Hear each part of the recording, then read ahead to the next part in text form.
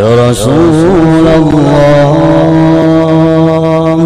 Ya Habibullah, Ya Rasulullah.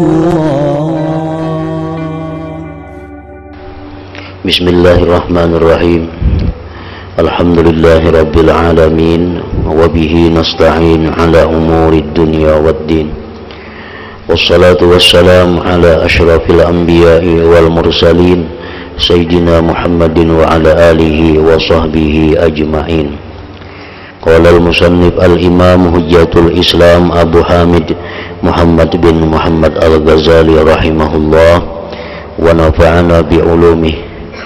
Fala yazalul arifu bimutala'atiha fi jannatin arduha as-samawati wal ardh, yarta'u fi riyadiha wa yaktifu min thimariha wa yakru'u min hiyadiha wa huwa aminun min inqita'iha, idh thimaru hadhihi al-jannati ghayru maqtu'ati wala mamnu'ah, thumma hiya abadiyatun sarmadiyatun la yaqta'uha al-maut, idil mautu la yahdimu mahalla ma'rifatillahi ta'ala wa mahalluha ar-ruh alladhi huwa amrun rabbaniyyun samawi, wa innamal mautu yughayyiru ahwalaha wa yaqta'u shawagilaha wa awaiqaha wa yukhalliha an habsiha, fa amma ayyu'dimaha fala.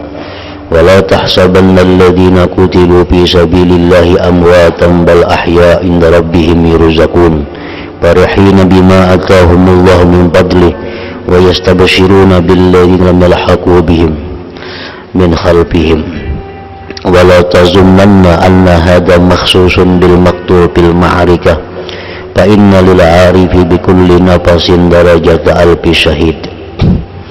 Wa fil khabar anna syahid yatamanna fil akhirah ay yuradda ila ad-dunya fa yuqtala marratan ukhra li'azmi ma yarahu min thawabis syahadah, wa anna syuhada yatamannawna an kanu ulama law kanu ulama lima yarawnahu min ulubi darajatil ulama ila akhirih.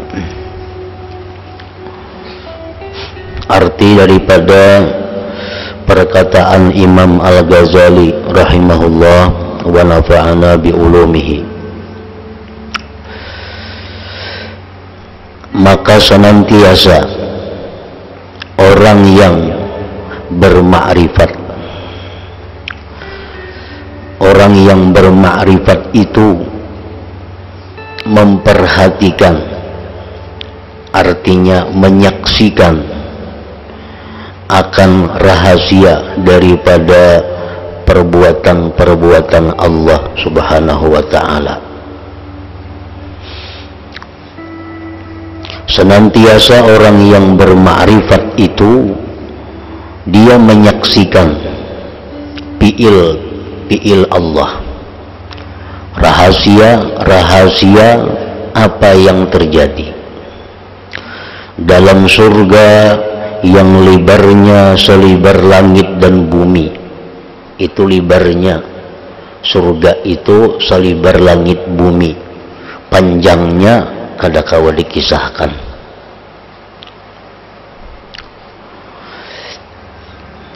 Yang hidup mewah di dalam taman-tamannya, memetik buah-buahnya, menghirup dari air-air telaganya, dan dia merasa aman dari terputusnya. Nah, orang arif melihat itu, walaupun mereka ini tuh di dalam dunia, walaupun mereka masih hidup di alam kita ini, tetapi mereka sudah menyaksikan, mereka sudah melihat, sudah merasakan bagaimana lezatnya surga yang disediakan Allah kepada mereka itu. Mereka merasakan mewahnya hidup di dalam surga itu, di dalam taman-tamannya, memetik buah-buahannya, menghirup dari air-air telaganya, dan dia merasa aman dari terputusnya. Kada mau macet, nikmat-nikmat di surga itu kada mau terputus. Macam banyu kita mau macet, nah di surga tuh kada ada kata-kata macet itu. Di dalam surga itu kada ada gelapnya, kada ada padamnya. Istilah padam itu dalam surga kada dikenal. Itu istilah alam yang fana ini.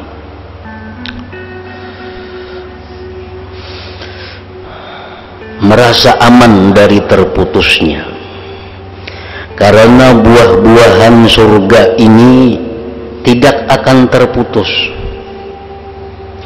Buah surga itu kada bermusim macam kita di dunia. Kita ada musim langsat, nah di surga itu kada ada musimnya, senantiasa ada.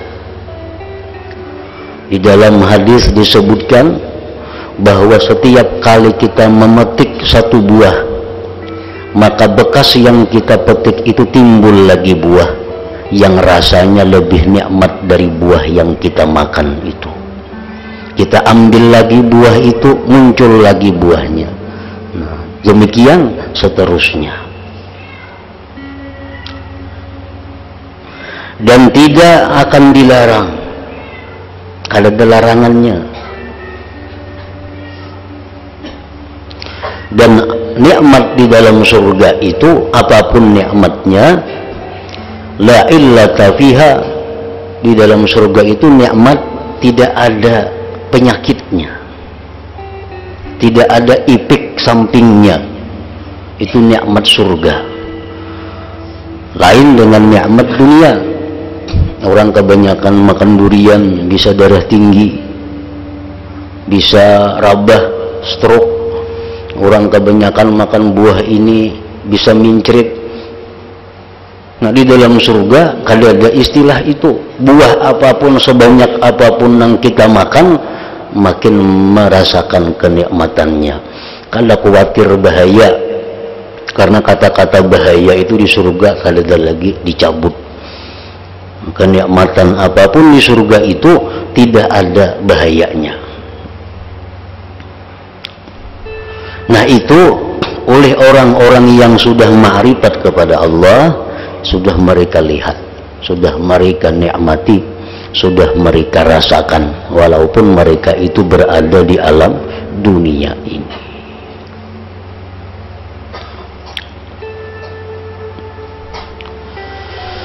Kemudian ia ma'rifat kekal abadi.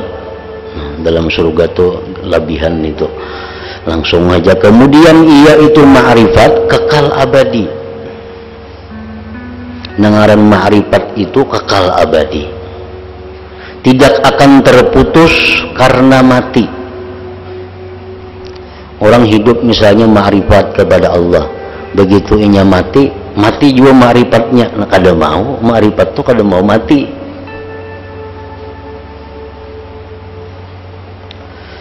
Sebab mati itu tidak meruntuhkan tempat ma'rifat kepada Allah, dan tempatnya itu ma'rifat adalah ruh. Nah, jadi ruh itu adalah ruh mati. Ada mau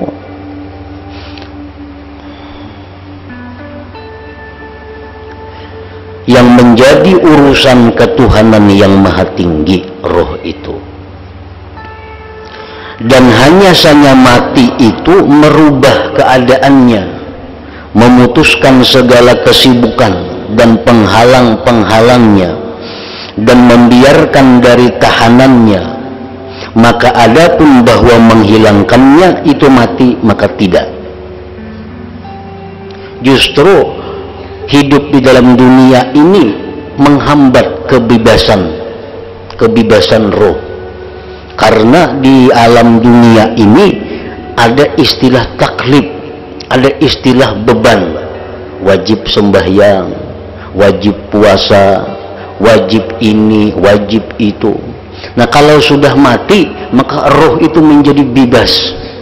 kada ada lagi beban-beban ibadah kepadanya. Nah demikian pula ma'rifat kepada Allah yang bertempat pada roh tadi, begitu mati orangnya, maka ma'rifat kepada Allah itu semakin tajam, semakin kuat ma'rifatnya kepada Allah.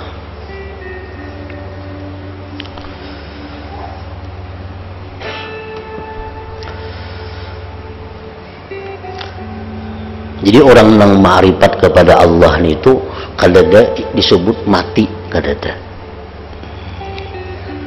disebut mati orang yang ma'rifat itu. Allah Ta'ala berfirman, wala tahsabannalladzina qutilu fi sabilillahi amwata bal ahya'un 'inda rabbihim yurzaqun farihina bima atahumullahu min fadlih wa yastabshiruna billadzina lam yalhaqu bihim min khalfihim alla khawfun 'alaihim wa la hum yahzanun. Artinya janganlah kamu mengira bahwa orang-orang yang dibunuh di jalan Allah itu mati. Jangan mengira, jangan disangka orang yang terbunuh di jalan Allah itu mati, jangan. Para syahid, para pejuang-pejuang itu seperti Sayyidina Hamzah contohnya, jangan dianggap mereka itu mati. Bahkan mereka itu hidup di sisi Tuhannya dengan mendapat rezeki. Mereka dalam keadaan gembira disebabkan karunia Allah yang diberikannya kepada mereka, dan mereka bersenang hati terhadap orang-orang yang masih tinggal di belakang yang belum menyusul mereka, bahwa tidak ada kekhawatiran terhadap mereka yang mati syahid tadi, dan tidak pula mereka bersedih hati. Nah, orang syahid, orang yang gugur fisabilillah, jangan dikatakan mati, ujar Tuhan. Tuhan melarang kita menyebut mereka itu mati.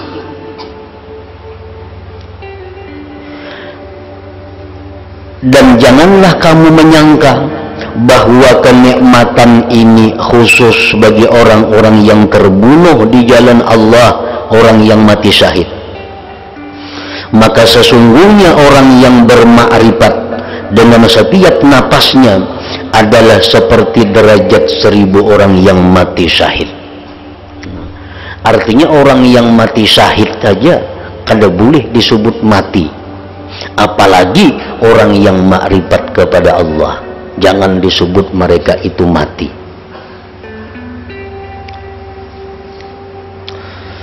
Tersebut dalam hadis, inna syahida liyatamanna fil akhirat ayyuradda ila dunya fayuqtalu marratan ukhra li'izami ma yarahu min thawabis syahadah. Wa inna syahida yatamannawna law kanu ulama lima yarawnahu min uluwi darajatil ulama. Artinya sesungguhnya orang yang mati syahid itu berharap-harap di akhirat untuk dikembalikan lagi ke dunia. Kemudian ia terbunuh sekali lagi karena besarnya apa yang ia lihat dari pahala mati syahid itu. Orang mati syahid itu yang disebut syahid tuh. Begitu inya syahid, inya hendak pulang hidup supaya dibunuh lagi. Begitu dibunuh hendak pulang hidup supaya dibunuh lagi, karena mereka melihat besarnya ganjaran yang mereka terima. Dan sesungguhnya orang-orang yang mati syahid, mereka berharap-harap jikalau mereka itu ulama, karena apa yang mereka lihat daripada ketinggian derajat ulama. Yang maksud ulama di sini adalah orang yang ma'rifat dengan Allah Subhanahu wa ta'ala.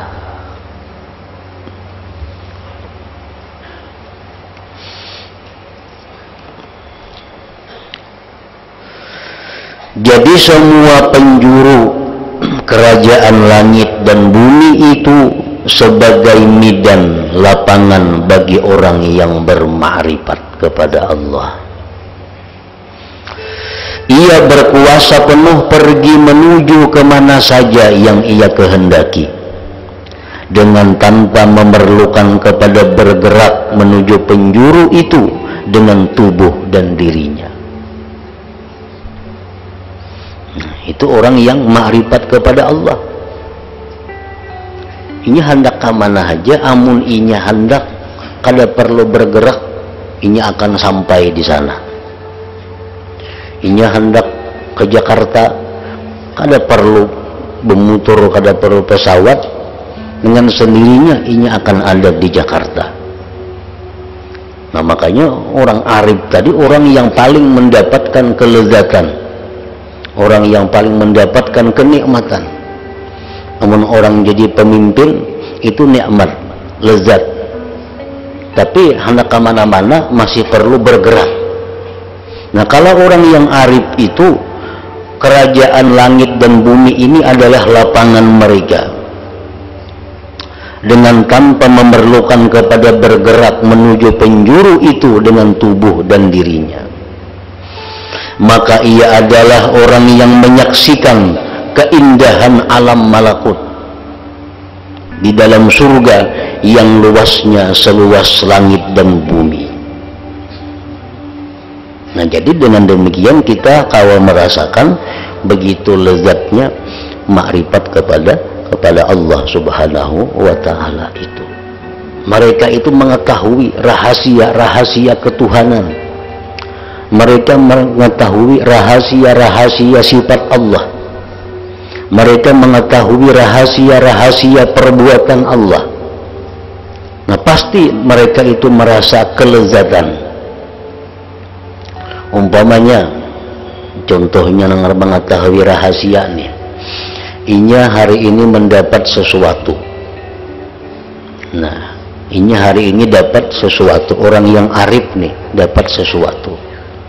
Inya tahu rahasianya. Inya tahu rahasianya bahwa di belakang inya dapat sesuatu ini akan terjadi ini. Nah, lalu apapun yang didapatnya itu inya selalu merasa senang. Kenapa? Karena inya melihat rahasianya. Inya dapat umpamanya sakit, tapi inya melihat rahasia. Dengan mendapat sakit ini inya mendapat macam-macam nikmat di belakang itu. Lalu sakit yang dirasakannya ini adalah nikmat baginya. Inya dapat penyakit umpamanya, tapi inya ma'rifat, inya tahu menjadinya akunya dapat penyakit, tapi tuh disediakan Tuhan itu. Nah, disediakan Tuhan gedung ada, disediakan Tuhan telaga ada, disediakan Tuhan taman ada, tapi diberi Tuhan dulu penyakit ini. Lalu inya dengan suka, dengan ridha menerima penyakit ini. Kenapa? Karena inya melihat di belakang penyakit itu ada kenikmatan-kenikmatan yang besar yang ia terima. Nah, ini contohnya bahwa orang arif kepada Allah itu walaupun menerima yang sakit, mereka tetap senang, mereka tetap gembira karena melihat di belakang rahasianya itu. Ada kita nang kada ma'rifat nih, kita kada melihat. Nah, kita sakit, nah, lalu keluh kasah, lalu ribut, karena kita melihat yang sakitnya ini aja, kita kadang melihat apa di belakang yang sakit itu. Nah, itu perbedaan antara orang yang ma'rifat dengan orang yang tidak ma'rifat tadi.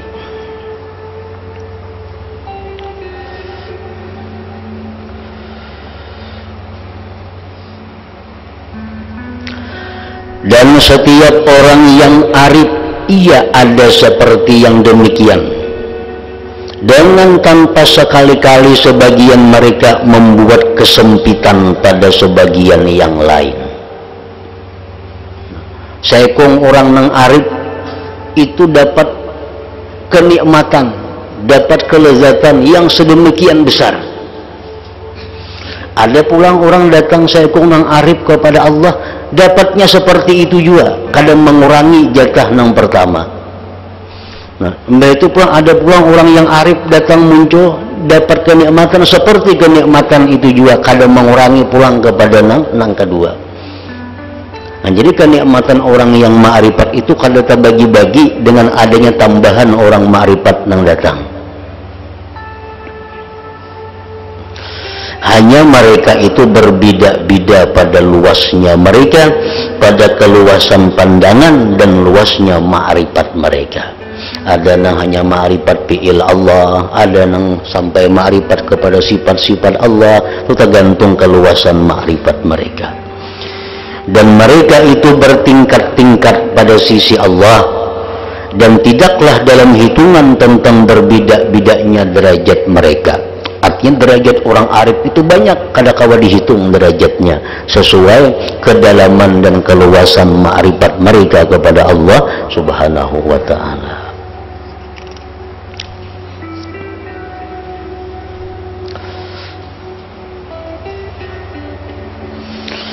Nah, maka sesungguhnya telah jelas, paham sudah kita, bahwa lezatnya, nyamannya menjadi pemimpin, dan itu adalah hal yang batin. Sudah mengerti kita. Lezatnya orang menjadi pemimpin lain lawan lezatnya orang makan sate. Lezatnya orang menjadi pemimpin lain lawan lezatnya orang makan durian. Lain. Karena jadi pemimpin ini kelezatannya bersifat batin, sedangkan makan sate kelezatannya bersifat panca indera yang zahir. Lain kelezatannya. Bahwa lezatnya menjadi pemimpin dan itu adalah hal yang batin, adalah ia lebih kuat pada orang-orang yang mempunyai kesempurnaan dari lezatnya panca indera kesemuanya. Orang yang makan sate itu saling nyamanan. Orang yang jadi pemimpin lebih nyaman lagi, lebih nyaman lagi. Tetapi yang jadi pemimpin ini, kelezatan jadi pemimpin itu hanya didapat oleh orang-orang yang punya akal. Kelezatan menjadi pemimpin hanya didapat oleh orang yang punya keinginan tinggi. Kalau kelezatan sate, kelezatan durian itu bisa didapat oleh siapapun. Nah, kelezatan pemimpin itu tidak ada pada binatang, tidak ada pada anak kecil, dan tidak ada pada orang yang lemah akal. Dan bahkan lezat yang bisa dirasakan oleh panca indera dan nafsu syahwat itu adalah bagi orang-orang yang mempunyai kesempurnaan beserta ada kelezatan menjadi pemimpin, akan tetapi mereka mengutamakan menjadi pemimpin. Orang yang mendapatkan kelezatan pemimpin ini bisa mendapatkan kelezatan durian. Tapi kalau orang yang mendapatkan kelezatan durian, belum tentu bisa mendapatkan kelezatan pemimpin. Tergantung akal dan kekuatan himmah, keinginan pada mereka itu.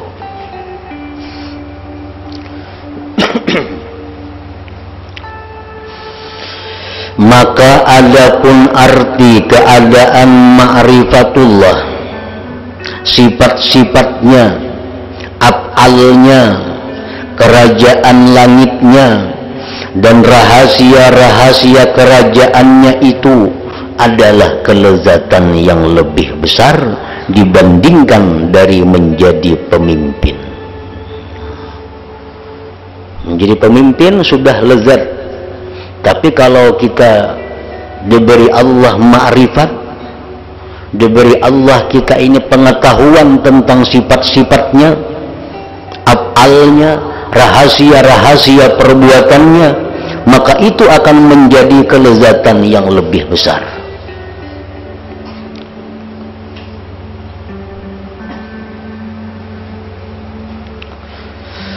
Maka ini khusus dengan mengetahuinya orang yang mencapai martabat ma'rifat dan telah merasakannya. Kayak apa lezatnya ma'rifat itu kadang-kala dirasakan kecuali orang-orang yang telah mencapainya. Kayak apa lezatnya jadi pemimpin, itu kadakawa kita rasakan kalau kita belum pernah jadi pemimpin. Kadakawa. Dan tidak mungkin menetapkan adanya kelezatan bagi orang yang tidak mempunyai hati. Orang yang kada mempunyai hati yang baik, orang yang kada mempunyai hati yang terang, kadakawa dikisahkan lawan inya kelezatan ma'rifat itu kada menyambung, bahkan inya setengah kada percaya. Kenapa? Karena inya kada punya hati yang terang, inya punya akal yang lemah. Sama kekanakan tuh nah, dikisahkan nyaman nakaikan kena muntuha jadi pembakal menitang ba'arif, jangan makan ini, jangan makan itu, nyaman kena jadi pembakal muntuha. Kadanya mahirawakan ini, kada mengerti pembakal itu apa. Nang mengerti nang coklat ini nyaman, itu yang dihantamnya. Karena sesuai akalnya ingat situ.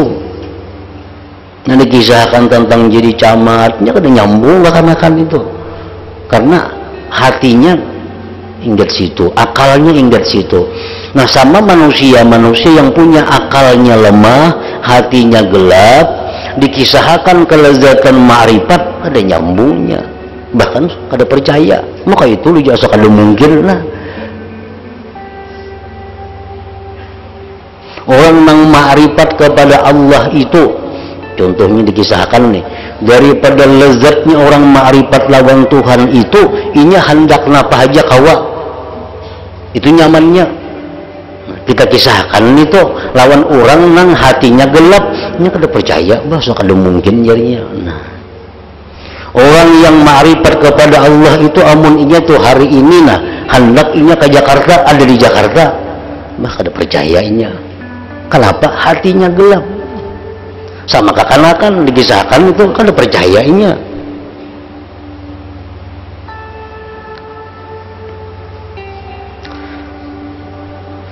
Dan tidak mungkin menetapkan adanya kelezatan bagi orang yang tidak mempunyai hati. Kadakawa. Karena sesungguhnya hati adalah tambang sumber dari kekuatan ini. Padahal kita mempercayai itu, kita sudah dapat bagian daripada ma'rifat itu.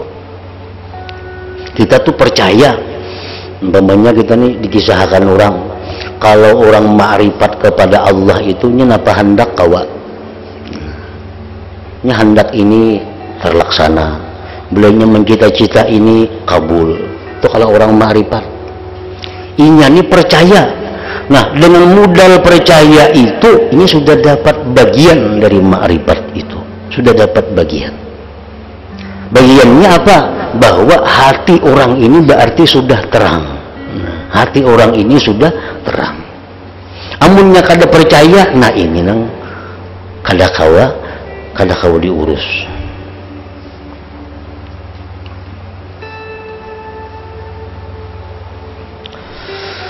Sebagaimana tidak mungkin menetapkan kelebihan lezatnya bersetubuh atas lezatnya bermain tungkat bagi anak kecil. Kekanakan tuhnya pikirannya kada ada kawin. Kekanakan nya pada karena kawin gin sarik kanakan itu. Nah, si kekanakan ini ditawari, itu hakun mana nah, kawin kah atau kita main tungkat ini kah? Ini hakun main tungkat itu. Kada kawan lawan ini dipaksa supaya hakun kawin itu kada kawan. Karena kekanakan.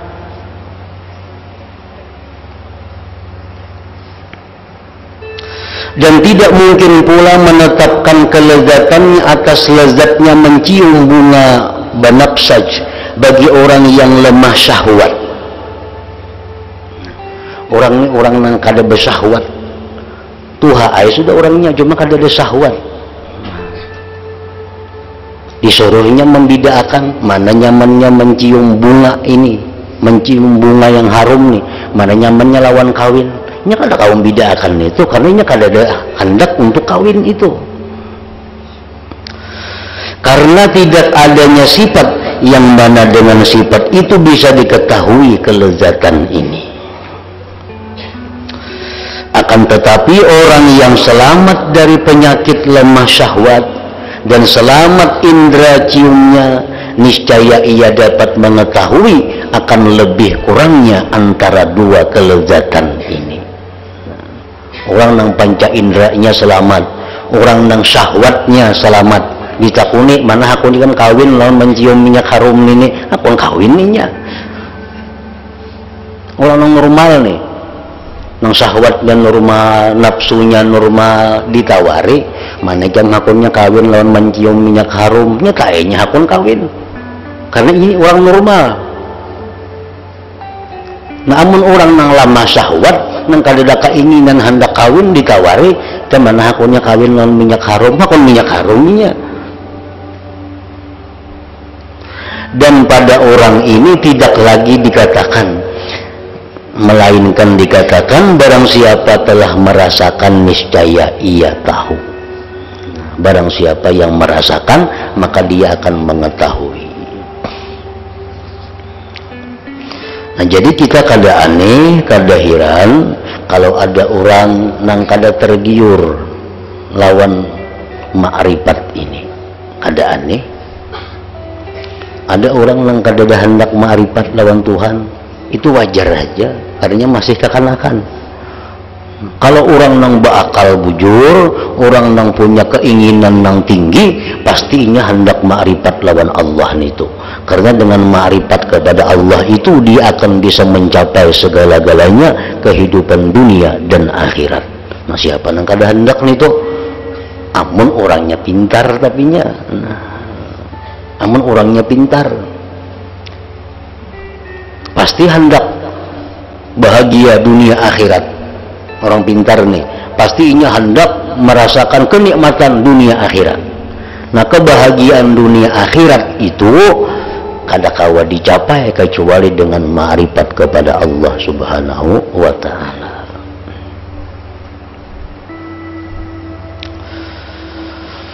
Demi umurku, ujar Imam Ghazali, demi umurku bahwa para penuntut ilmu meskipun mereka tidak menyibukkan diri dengan menuntut ma'rifatul umuril ilahiyah, ma'rifat urusan ketuhanan, maka sungguh mereka menghirup bau kelezatan ini. Orang-orang yang menuntut ilmu fikih umpamanya, ilmu tauhid, ilmu tasawuf, ilmu nahwu, ilmu saraf.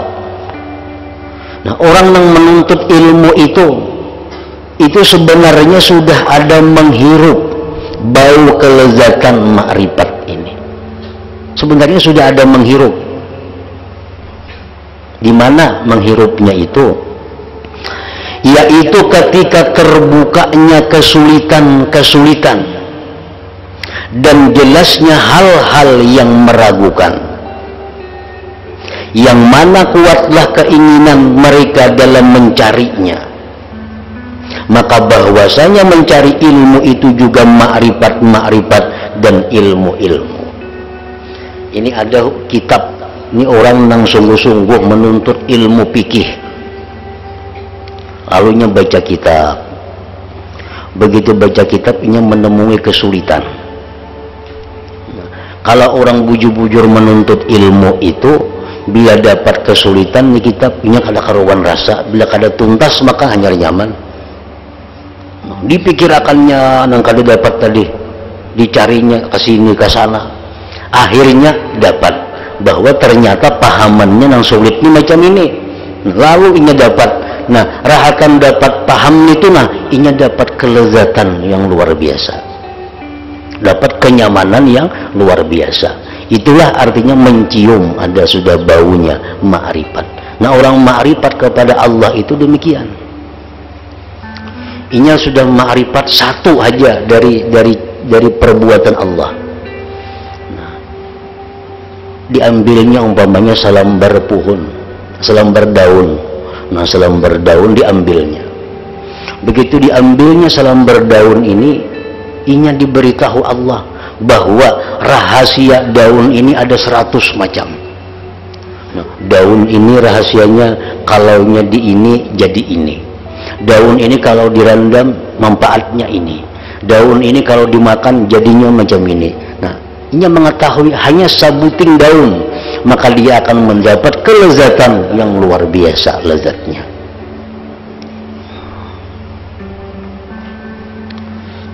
Maka itu juga orang menuntut ilmu.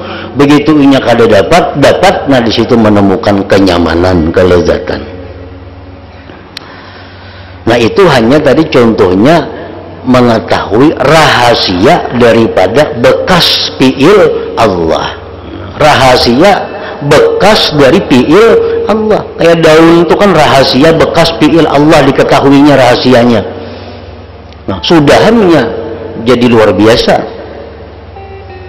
Nah, sebuting daunnya mun direndamnya sehari, diminum makannya orang yang karena penyakit ini sembuh. Daun ini kalau direndam 2 hari dikasayakan orang bebisul ampi. Ini tahu rahasia-rahasia itu. Nah, ini sudah merupakan satu kenikmatan yang sangat besar. Nah, hanya selembar daun yang diberitahu oleh Tuhan, dan daun itu hanya bekas fiilnya.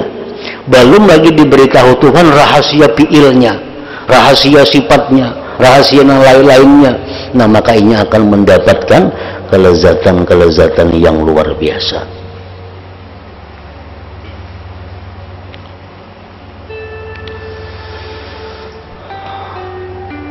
Maka adapun orang yang panjang pemikirannya tentang ma'rifatullah subhanahu wa ta'ala dan telah terbuka untuknya dari rahasia-rahasia kerajaan Allah, sekalipun pada sesuatu yang sedikit, maka sesungguhnya ia merasakan dalam hatinya, yaitu ketika hasilnya keterbukaan itu akan kegembiraan yang hampir-hampir ia terbang dengannya. Nah, Allah subhanahu wa ta'ala itu ada berisi ismul a'zam. Ini contoh orang ma'rifatnya, kayak apa nikmatnya, kayak apa lezatnya. Allah ta'ala itu ada berisi ismullahil a'zam.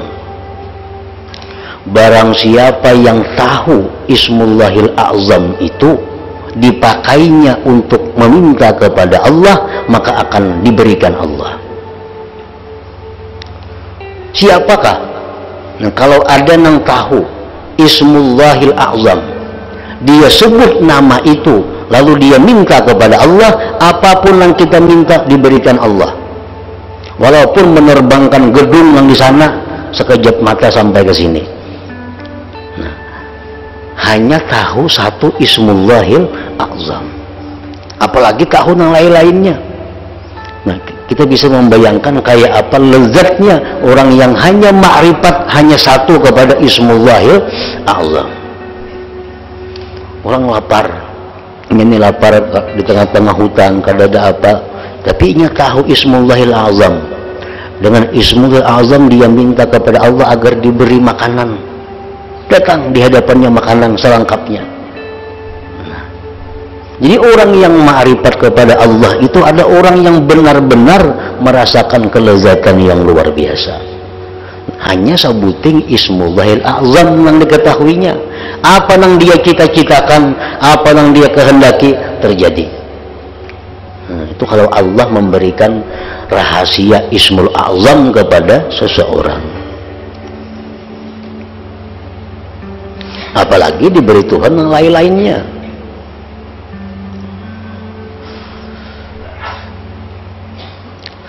Maka adapun orang yang panjang pemikirannya tentang ma'rifatullah subhanahu wa ta'ala dan telah terbuka untuknya dari rahasia-rahasia kerajaan Allah, sekalipun pada sesuatu yang sedikit, maka sesungguhnya ia merasakan dalam hatinya, yaitu ketika hasilnya keterbukaan itu akan kegembiraan yang hampir-hampir ia terbang dengannya kegembiraan itu.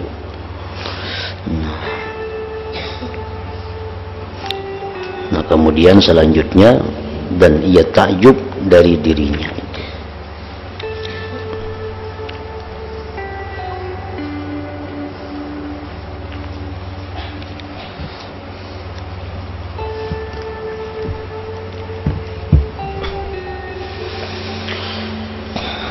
أفضل الذكر فاعلم أنه لا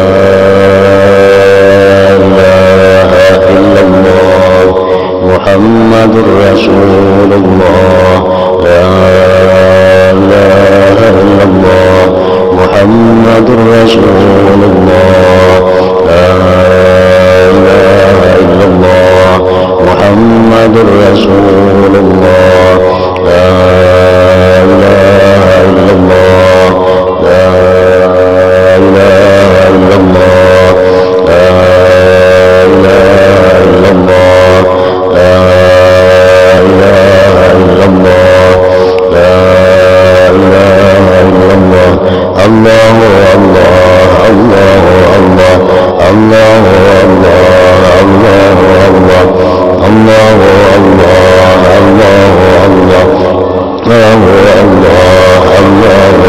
الله الله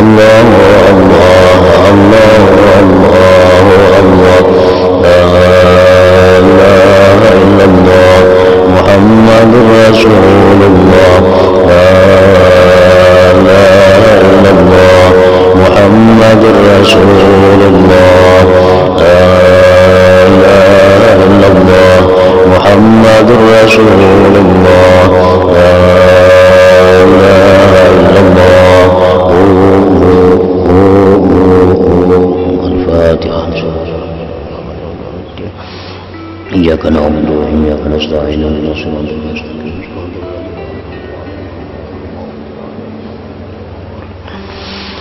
فيا أيها الراجون منه شفاعة صلوا عليه سلموا تسليما اللهم صل وسلم عليه وعلى آله